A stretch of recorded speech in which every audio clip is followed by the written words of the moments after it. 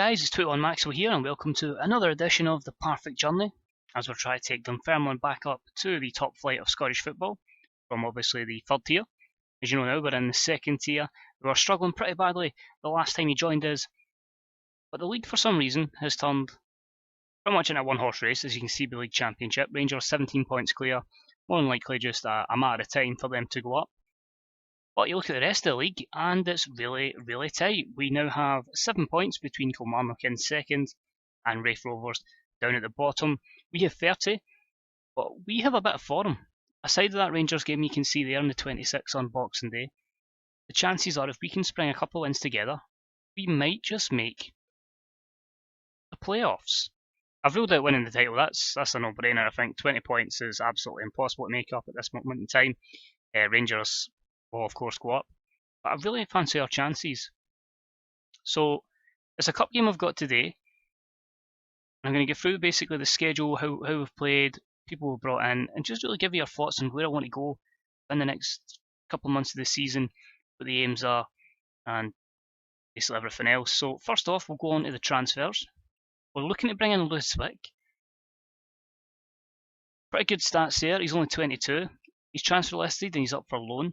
Contract doesn't expire until 2019, but looking at him, I feel like he's someone we can easily bring in. Young goalkeeper, can be a good goalkeeper within 2-3 years. If it comes to worse, sell him on for profit. That's the main thing. That's how we're going to keep this club afloat. We're 300k in debt.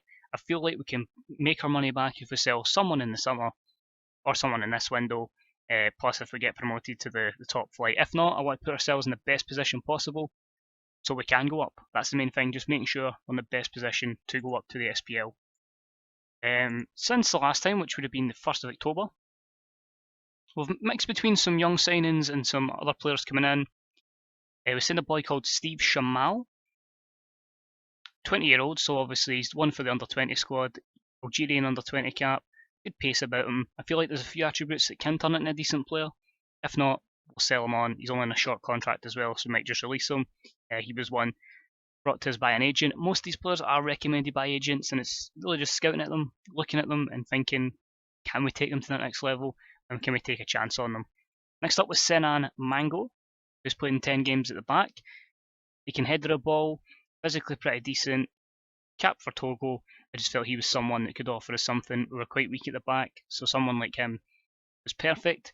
Nathan Lazy, or Lazy, depending on your pronunciation, a youngster from France. I think he had a good youth pedigree. He's another one that will take a bit of time before he comes in. But I mean, coming from the Monaco reserves, definitely attributes there that can take him to the next level. It's just releasing him into the first team at the correct time. Next up was Modibo Dembele, another youngster, recommended. I like the physicals. I think there's a couple of mentals there that do a job. Can come in, tackle, pass, really bulking up that midfield. He's played only twice so far, but I say once he gets more experience, bring him in. It's a 2-year deal for him. Youngster from Mali, and a decent career in the second tier of France. So I mean, if he can do it in the second tier of France, good chance he can do it in the second tier of Scottish football. And the game changer, Soleimani Kubali. I was hesitant to sign him at first, but we got him on a deal on £575 a week, and he's got 5 and 6. One in the cup as well, and you can definitely see why this guy was at Barry, was at Peterborough. He's certainly done a job here, absolutely spectacular for us, and he's certainly one that's certainly helped save our season. Fixture-wise, so a lot to cover. Far too much to cover, so we'll try and rattle through it as quickly as we can. Also, the change of tactic has seen a good turn in fortunes, apart from obviously some results against the bigger teams in the division. You saw us beat Livingston. Our Challenge Cup campaign started with wins through Rhys McCabe, Harry Cardwell and El Bakhtoui, scoring against Preston. This took us into a semi-final against Alloa, where Craig Moore got a double, Cardwell scoring, giving us a final right at the end of the season with Rangers. So that's going to be another cup final, 2 Challenge Cup finals in 2 years. So that's a good sign that we're progressing in the right direction. So I was very happy with that. Regional League Cup, we'd been eliminated. Scottish Cup saw us draw Elgin. Very disappointing 1-1 draw. We should have seen this game out. Pretty poor at the end, and they scored to make it 1-1. Very lucky in the return fixture. They actually took the lead in the 90th minute through Anton Brady. Thankfully, Harry Caldwell saved our blushies a minute later into stoppage time when we went overload. And just before penalties, it was Koulibaly. Put us through to the next round, which sees us against League 2 East Stirlingshire at home, which we're playing today. We win that, we're in the 5th round, and you just feel we're against teams that, maybe give us either some more money in terms of gate revenue or a chance to progress to the other rounds, which, depending on who we get, could be doable. Maybe not. So on to the league forum. Now, we're bottom, really struggling. We took that good forum. We beat Alloa 4-0. Double from Cardwell, double from Elback Tui. Perfect. Travel to Falkirk. Pumped. Galdine, Green, Shepherd. It's understandable. They're one of the better teams in the league. I get that. That's always going to happen. Every game's perfect. Travel to home to Cali. Stephen Ross with a goal. Really disappointing to lose that one. We had a lot of the chances. Unfortunately, it's one of those things. But Ibrox, a fantastic 0-0. We have a great chance to win it at the end. I think it was Mango with the chance. It just went wide, but a good point there at Ibrox, and that certainly instilled a bit of confidence in the team, which would then see them only lose one more game until December. Good win over Raith Rovers, Elback 2 at the double with a Kyle Benedictus on goal, and then disappointment at Airdrie, late Craig Malcolm goal. It gets in behind the defence really, really fast. We're down to 10 men, we can't really go any more all out with 10 men, and unfortunately results in a defeat. Queen of the South away though, start of the upturned fortunes. Dave Mackay, who was a target for us in the summer, put us in front with an own goal. Gary Oliver then brought one back after Moore had made it 2-0. Moore made it 3-1 for Jack Mackay. Gave us a little bit of nerves, but thankfully we saw the game out. Kilmarnock was a home tie, 0-0. Nothing really much to speak about, but if you want to go up, you should be beating these kind of teams. And then this game against Livingston, the Harry Caldwell show, random ragged, scoring 5, Koulibaly scoring, but the fact this was one that really gave me some confidence that we were going to, possibly go up because we were pumping a team that was just ahead of us. Massive game, it could have went to a 6-point gap, won that, and we started to drag ourselves into it. Then we lose 2-0 to Alba, and I'm thinking to myself, what the hell? We are so inconsistent, it's unbelievable. Dougie Hill and Ibra Sakija, I believe that is, which goal was an absolute rasper, and unfortunately saw defeat there. Falkirk at home was very enjoyable. I thought it was going to be a tight one after Koulibaly scored and then Green for them. Goals again from Koulibaly and a double from Cardwell gave us a fantastic 4-1 win. Definitely revenge for the pumpings they've handed us. Good win at Inverness, 2-0 thanks to goals from Kidd and Koulibaly. The Gary Warren sending off definitely helped us.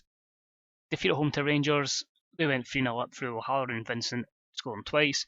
Craigmore's late consolation, not enough, but as I say, Rangers are superior to everyone else in the league.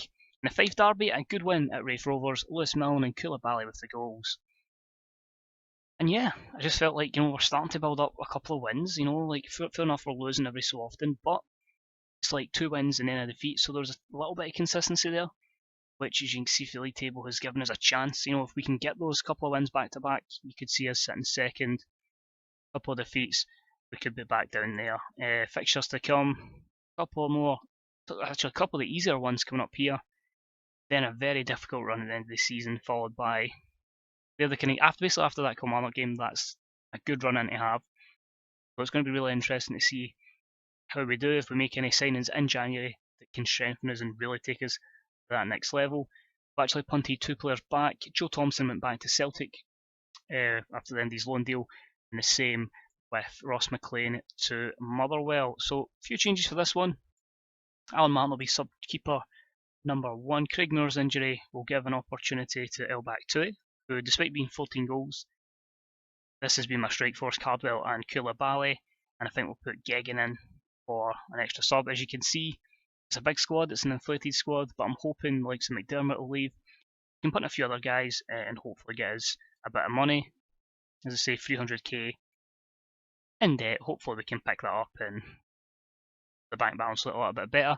We're still way under the wage budget by 5k despite a big squad, and that's how we're going to spend the 4k on Lewis Zick.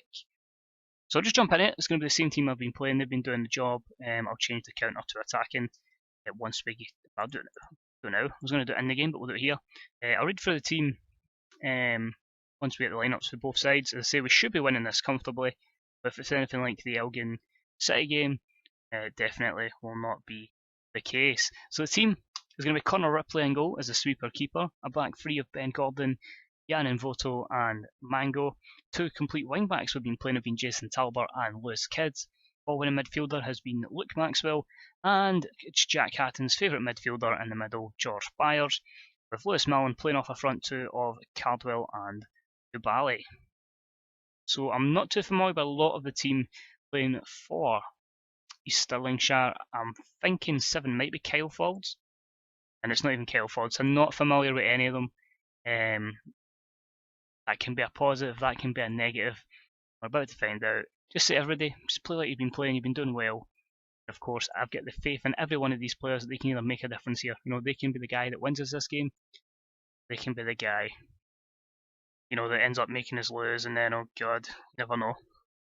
You don't want to be in a cup tie, it's an upset. But a kit clash, in all honesty. But it's one of those things. We just need to see what happens. But I say, hopefully we should be beating these kind of teams. We do tend to struggle against the weaker teams in the cups. We have got through a lot of them, but at the other end, it's been Justin and no more. Here's McCabe looking for Sinclair, back to Folds. We can put a bit of pressure on him and win the ball. McNally. Here's Tobin.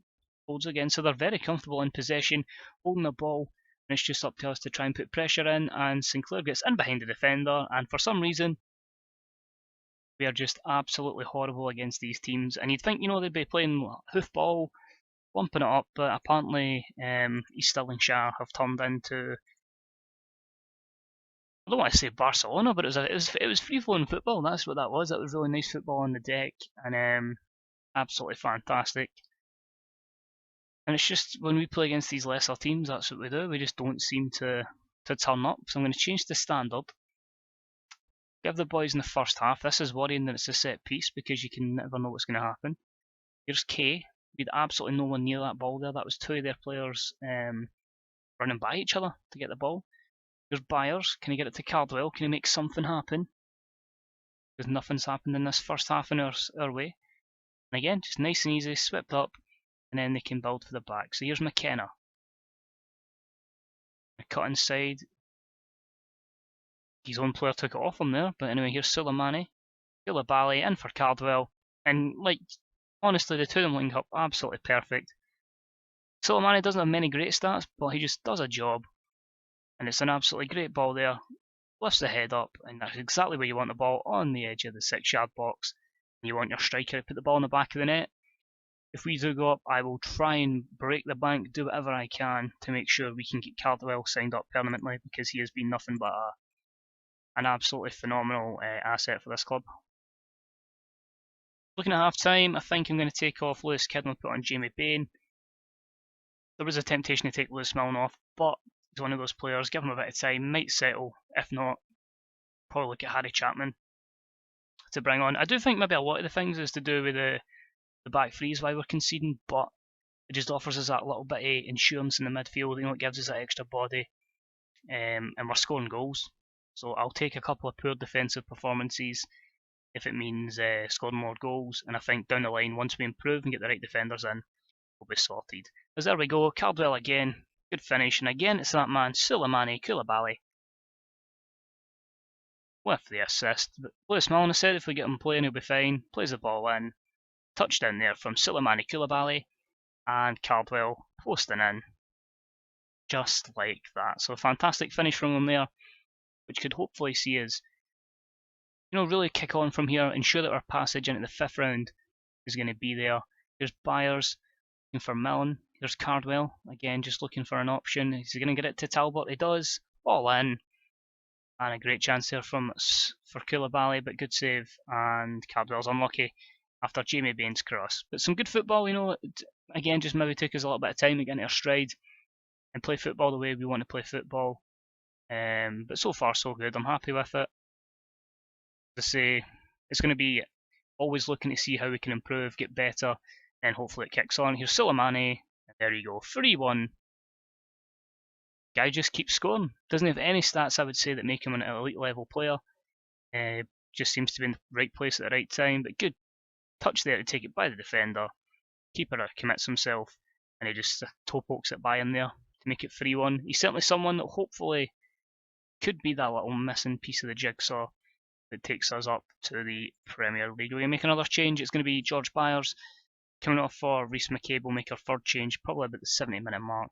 I'd like to think with 2-goal cushion, we should be fine and seeing progression into the next round. And that final change is going to be Harry Chapman for Lewis Milne. We'll give him the opportunity. Obviously, he can play in a lot of positions, can play behind the striker, can play in both wings as well. And okay, maybe not over and done with. Kevin McKinley, his second goal of the season. Very poor defending from the set piece. Swung in from Vidler. It's just all over the place there. McKenna gets about 4 touches, sticks a toe on it, and it's put into the back of the net by McKinley. So it's going to be nervy, but I'm hoping, quality shines through. I'm just going to put us on the counter anyway. Despite being the favourites, I've seen so many times FM screwed me over, and I would not be surprised if this is another one of them. But Fleming, it's a bit of a bizarre kick there going to Vidler. Here's Dunlop. Murray, back to Vidler. They've really got to commit players' bodies now forward, but here's Sinclair. He's in and goal. And he scored. Now what is unbelievable is this is the bottom tier of Scottish football, and 2 of their goals have been wonder goals. I mean, look at that, that's a great finish. Giving the keeper absolutely no chance, and it's like, this guy's probably got 5 finishing, and he's just tucked that away like a seasoned pro in an elite league. It's baffling at times how this is going to happen, and it looks like we're going to add another fixture. Or are we, if we can survive this? And it is a very embarrassing 3-3 draw with East Stirlingshire. This is what this season's been all about. Great going forward. You see with a 5.2 of Invoto, just not good enough defensively, and it's definitely something we're going to look to rectify and get better. But double the shots, they're having far more of the possession. We are quite a direct team. That could be our downfall against the smaller teams. Maybe we should be looking at playing the deck against them. It's working against teams in our level, and we'll just need to see when that game's penciled in. But hopefully we can go there and do the job. If we don't, I'll be very disappointed. Let me quickly skip this through just so we can have a wee look and see who the 5th round would bring us, should we get through. Praying that it's hopefully a winnable tie. The scouting report looking at Henry Annier was somebody to bring in, but it doesn't look like that's going to be a viable deal. And another agent offer me a player they're not great, but we'll find out who we can get. There's some weak teams in there, there's some strong teams in there. Rangers have been eliminated, it seems, so that's one big team gone. It's Motherwell against Alloa or Cowdenbeath. Celtic against Stenhousemuir, so there goes the weakest team in the competition. Hearts against Inverness or Hibs. St Mirren against Dundee United. Raith against Livingston. Ross County against Airdrie. We're kind of hoping for Morton here. Aberdeen home to Partick Thistle, and if we get through, it is a home tie against Morton. So massive that we get through, because Morton would be winnable, then Morton would end up seeing us go to the quarter-final. So big incentive to get through against East Stirlingshire. I'm going to have to make sure I take it completely serious and get it through, because as I say, it's a good chance to take this club and make it a bit of money. That replay is going to be in the 18th, so that's going to be hopefully down the line. But I say we've got good form, we have only lost 2 in pretty much 2 months. Hopefully we just build on the performances I had before this video, and really hope that defensively we can get better. Sometimes you're going to put at the back. I've got a month to rectify that. I can either bring in new players, change the system at the back, or there's plenty of things I can do to look to improve. But that's it for this episode, guys. Hopefully you join us. I'm aiming hopefully for about March, maybe around about the Rangers game. Hopefully we'll be in a position where we could be close to the playoffs, could be in the playoffs, and hopefully nowhere near relegation. But we'll do a video on that. We'll cover all the ins and outs, because no doubt a lot of players are going to go. Some are going to come in, because I'm going to end up honestly signing more than 30 players. We're already at 29. No doubts that's going to go over 30. So a lot of signings. But as always, thanks for watching. If you enjoyed it, don't be afraid to hit the old thumbs up. Any comments are deeply appreciated as always, guys. As always, thanks for watching, and I'll see you all real soon. Bye bye.